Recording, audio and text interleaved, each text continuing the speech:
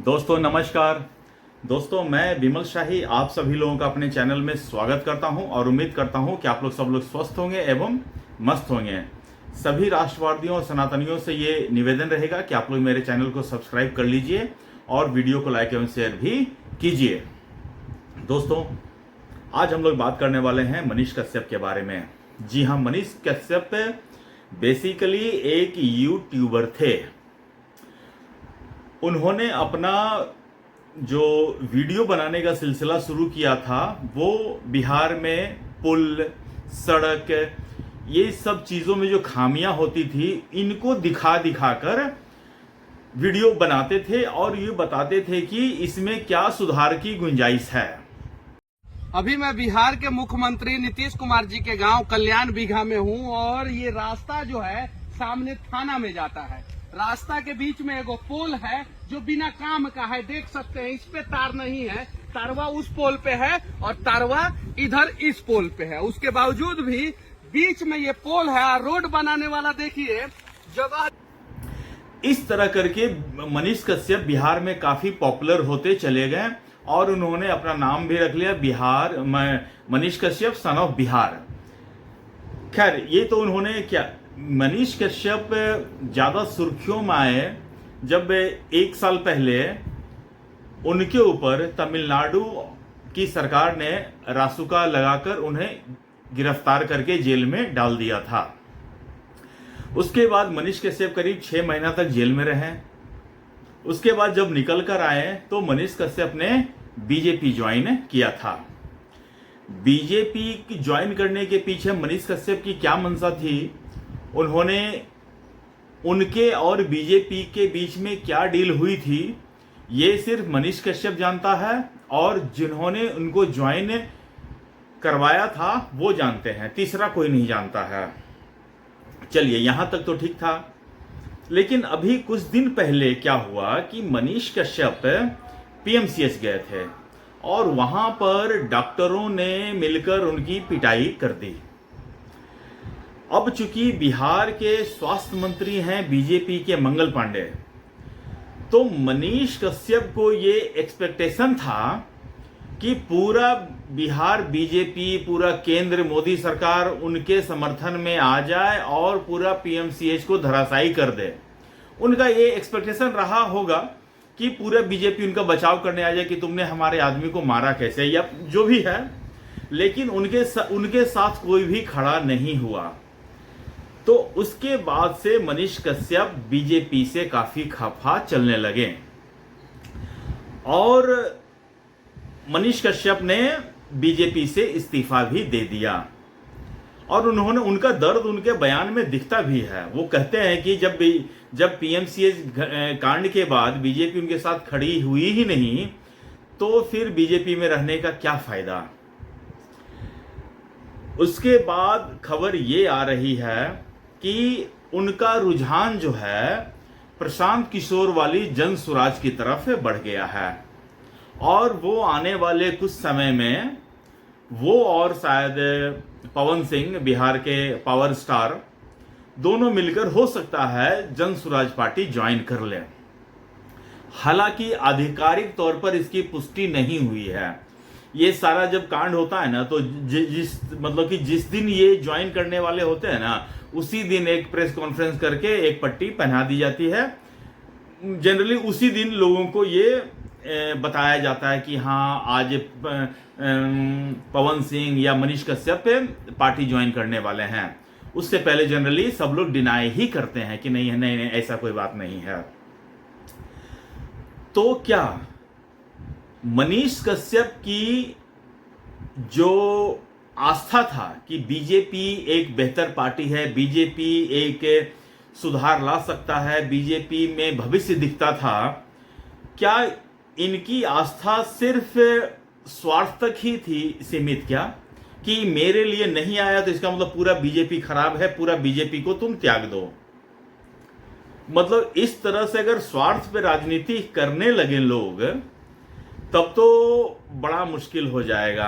अगर आप रियली मतलब अपने स्टेट के बारे में, बिहार के बारे में सोच रहे हैं और एक ऐसी पार्टी ज्वाइन करने जा रहे हैं जिन्होंने कुछ डिलीवर अब तक किया ही नहीं है, खैर, तो मनीष कश्यप का कल एक दो दिन पहले जब प्राइम मिनिस्टर मोदी सिवान आ रहे थे तो मनीष कश्यप का मैं वीडियो देख रहा था, तो उन्होंने सवाल उठाया कि क्या मोदी जो है बिहार आ रहे हैं, बिहार में लोगों को रोजगार देने के लिए आ रहे हैं क्या। मैं आज इसी पर बातें करूंगा, रोजगार पर ही करूंगा और मनीष कश्यप को इस संदर्भ में लेकर ही करूंगा। दोस्तों, मनीष कश्यप जब YouTube वीडियोस बनाते थे तो वो सड़क के बारे में दिखाते थे, पुल के बारे में दिखाते थे कि इसमें ये कमी है, ये खामी है, ये खामी है, ये खामी है। तो मुझे किसी ने बताया कि मनीष कश्यप सिविल इंजीनियर हैं। तो मनीष कश्यप, आप तो सिविल इंजीनियर हैं, तो आपने कहीं जॉब क्यों नहीं की? और अगर किया है तो बताइए, आपने एज ए सिविल इंजीनियर कितना पुल डिजाइन किया है, कितने सड़कें बनाए हैं, कितने मॉल्स बनवाए हैं, कितने होटल्स बनवाए हैं, कितने हॉस्पिटल बनवाए हैं, इसका लिस्ट दे दीजिए।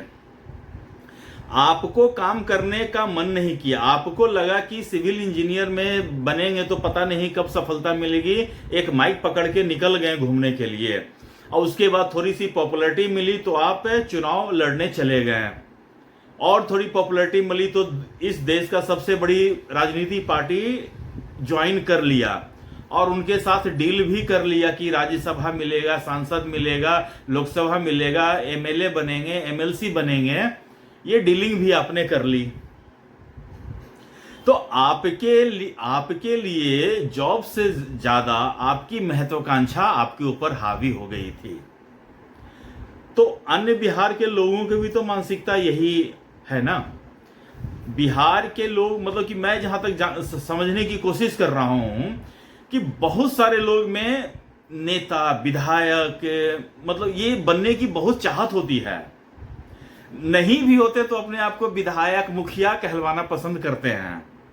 मुखिया का चचेरा भाई, मुखिया की ननद, मुखिया की भौजाई, ये सब गाड़ियों पे लिखवा के चलते हैं। किसी न किसी तरह से किसी मतलब कि पावर में रहना पसंद करते हैं। और यही वजह है बिहार में पलायन का एक बहुत है कि जो उनका एक्सपेक्टेशन है वो फिलफिल हो नहीं पाता है, तो फिर वो दूसरे रास्ते से चलना शुरू कर देते हैं, क्राइम की तरफ चलना शुरू कर देते हैं या फिर कुछ और करना शुरू कर देते हैं। तो मनीष कश्यप की विचारधारा क्या है? पहले तो मनीष कश्यप यही, मैं एक दो दिन पहले भी मैंने वीडियो एक बनाया था, उस पे मैंने अवध ओझा सर की बात की थी कि अवध ओझा भी चुनाव लड़ना चाहते थे। उन्होंने पहले बीजेपी से फील्डिंग की कि उनको बीजेपी से टिकट मिल जाए। जब बीजेपी से टिकट नहीं मिला तो समाजवादी पार्टी से कोशिश की, बसपा से कोशिश की, कांग्रेस से कोशिश की, कहीं नहीं मिला तो आम आदमी पार्टी से दिल्ली से चुनाव लड़ गए। बताइए, मतलब कि विचारधारा नाम की कोई चीज का मतलब ही नहीं है क्या? कि आप किस विचारधारा से अलाइन है इसका कोई मतलब ही नहीं है। बस आपको अपना स्वार्थ पूरा होना चाहिए, इतना ही मतलब है। तो जो इतने स्वार्थी हैं उनके साथ हमको लगता है कि बीजेपी ने फिर ठीक ही किया कि अगर आपको कुछ नहीं मिला, कोई पोजीशन नहीं मिला, तो मुझे लगता है कि ठीक ही किया होगा। हो सकता है कि बीजेपी के जो नेतागण हैं वो आपके अंदर के स्वार्थ को पहचान लिए होंगे। दूसरे नेता हो सकता है न पहचाने हो, जब पहचानेंगे तो वो भी आपकी यही हालत करेंगे। दूसरे और एक हैं पवन सिंह। पवन सिंह भी मतलब कि उन्हें लगता था कि उनके जो साथी हैं, मनोज तिवारी हैं, रवि किशन हैं, निरहुआ हैं, वो सब सांसद बन गए हैं भैया, इनको अभी तक सांसद बनने का मौका नहीं मिला। तो इन्होंने भी फील्डिंग की, इन्होंने भी कोशिश किया कि इन्हें बीजेपी से टिकट मिल जाए, लेकिन बीजेपी ने इन्हें वो सीट दिया जो शायद इनको लगता नहीं था कि ये सीट सही है। तो इन्होंने उस सीट, पुरुलिया सीट शायद या आसनसोल सीट मिला था, उन्होंने उस सीट को छोड़ दिया। उसके बाद उन्होंने काराकाट से निर्दलीय पर्चा भर दिया। 2024 के लोकसभा चुनाव की मैं बात कर रहा हूं। खुद तो हारे ही काराकाट से एनडीए के उम्मीदवार प्रशांत किशोर कह रहे हैं, उपेंद्र कुशवाहा को भी हरवा दिया, मतलब स्प्लिट ऑफ वोट के कारण। और इस तरह कम से कम 2-4 ऐसी सीटें थे, 3 सीटें तो मैं जान रहा हूं, एक काराकाट, एक बक्सर और एक सासाराम। ये 3 सीटें ऐसे हैं जो श्योर शॉट एनडीए की झोली में आ सकता था, लेकिन स्प्लिट ऑफ वोट के कारण ये सीट इंडी अलायंस के खाते में चला गया। तो लोगों की महत्वाकांक्षा बहुत बड़ी हो गई है, उन्हें चाहिए पावर। मतलब कि अगर सबको पावर ही चाहिए तो फिर मतलब कि ऐसा कैसे चल सकता है, मुझे समझ में नहीं आ रहा है। सबको विधायक ही बनना है, सबको एमएलसी ही बनना है, इसके लिए किसी न किसी रास्ते से चल पड़ते हैं। क्या मनीष कश्यप अपना रिपोर्ट कार्ड दे पाएंगे क्या कि उन्होंने पिछला चुनाव जो लड़ा था उसमें उनको कितनी वोट मिला था? 10,000 वोट। मनीष कश्यप को 10,000 वोट, जबकि उनके फॉलोअर्स हैं 9 पॉइंट समथिंग मिलियंस में हैं और उनको वोट आते हैं 10,000। तो ऐसा पॉपुलैरिटी का क्या फायदा जब आपको धरातल पर कोई आपके साथ खड़ा नहीं है? तो ये बहुत बड़ी एक विडंबना है कि लोग आज के समय में सोशल मीडिया पर तो पॉपुलर होते हैं लेकिन धरातल पर उतने पॉपुलर नहीं हो पाते। मुंबई में एक एग्जांपल है, एक एक्टर है एजाज खान, उनके सोशल मीडिया पर 2 मिलियन फॉलोअर्स हैं और जब वो चुनाव लड़े तो उनको 200 वोट आए थे। तो यही हाल हर किसी को लगता है कि हम इतने पॉपुलर, हम इतने मतलब कि फेमस हैं तो हम तो जीत ही जाएंगे। विनेबिलिटी और पॉपुलैरिटी दोनों अलग अलग चीज होती है। हर कोई जो पॉपुलर होता है वो नहीं जीत पाता है। आप बड़े बड़े नाम ऐसा एग्जाम्पल लीजिए जो पॉपुलर होता है लेकिन वो चुनाव हार जाता है। तो मनीष कश्यप जन स्वराज पार्टी ज्वाइन करने वाले हैं, उनको बहुत बहुत शुभकामनाएं। आशा करते हैं कि वो वहां कम से कम बिना किसी स्वार्थ के जाएं कि हाँ हमको यहां से टिकट मिलेगा तो ही हम जाएंगे। अब देखिए वहां भी जाने से पहले उन्होंने पहले ही डिक्लेयर कर दिया है कि हम यहां से चुनाव लड़ेंगे। तो हो सकता है कि जन स्वराज के पास ऑप्शन ना हो तो इनको टिकट वहां से दे दे। लेकिन अगर आप किसी भी पार्टी को ज्वाइन करते हैं या किसी भी संस्था को ज्वाइन करते हैं तो आप बिना किसी एक्सपेक्टेशन के वहां जाएं। आपका काम लोगों की सेवा करना है, ना कि खुद के स्वार्थ है। ये चीज राजनेता नहीं समझते हैं। राजनेता हो चाहे पब्लिक सर्वेंट हो, वो पब्लिक के सर्वेंट हैं, नौकर हैं। लेकिन क्या होता है कि जैसे ही पोजीशन आता है वो पब्लिक को मतलब कि अपना नौकर समझ लेते हैं, अपने आप को खुद को मालिक समझने लगते हैं। ये चीज जिस दिन पता चलेगा सबको तो जाकर असलियत का पता चलेगा। दोस्तों, मनीष कश्यप जब बीजेपी ज्वाइन किए थे तो हो सकता है कि उनके साथ कुछ वादा किया गया होगा और उनको बीजेपी ज्वाइन कराने वाले थे मनोज तिवारी। तो मनोज तिवारी से भी मैं ये कहना चाहूंगा कि ये बात मैं जानता हूं कि आप में कन्विंसिंग पावर बड़ी अच्छी है, आप किसी को भी बहुत इजीली कन्विंस कर लेते हैं। लेकिन आप किसी को भी पार्टी ज्वाइन करने से पहले मतलब कि देखिए तो सही कि वो क्या वैल्यू ऐड लेकर कंपनी मतलब कि पार्टी में आ रहा है, क्या वो किसी वर्थ का है या नहीं है, या सिर्फ अपने स्वार्थ को फुलफिल करने के लिए वो पार्टी में आ रहा है। ये सारे चीज को देखने के बाद ही, समझने के बाद ही किसी को पार्टी ज्वाइन करवाइए।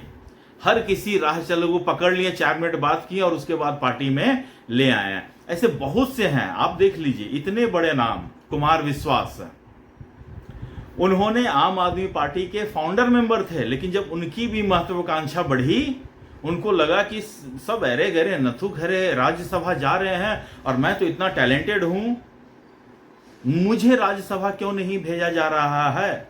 लेकिन केजरीवाल ने उनको साइडलाइन करते हुए अपने पसंद के आदमी को राज्यसभा में भेजा।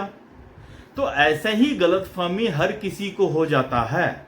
लेकिन जो पॉलिटिकल जो लोग होते हैं वो भी अपना नफा नुकसान देखते हैं कि हमको किस आदमी को आगे करने से हमको कितना फायदा होगा। तो ये दोनों तरफ से हो रहा है। तो दोस्तों, आज के लिए मुझे इतना ही अपडेट देना था। आप लोग अपना ख्याल रखिए, स्वस्थ रहिए, मस्त रहिए। तब तक ले नमस्कार, बाय।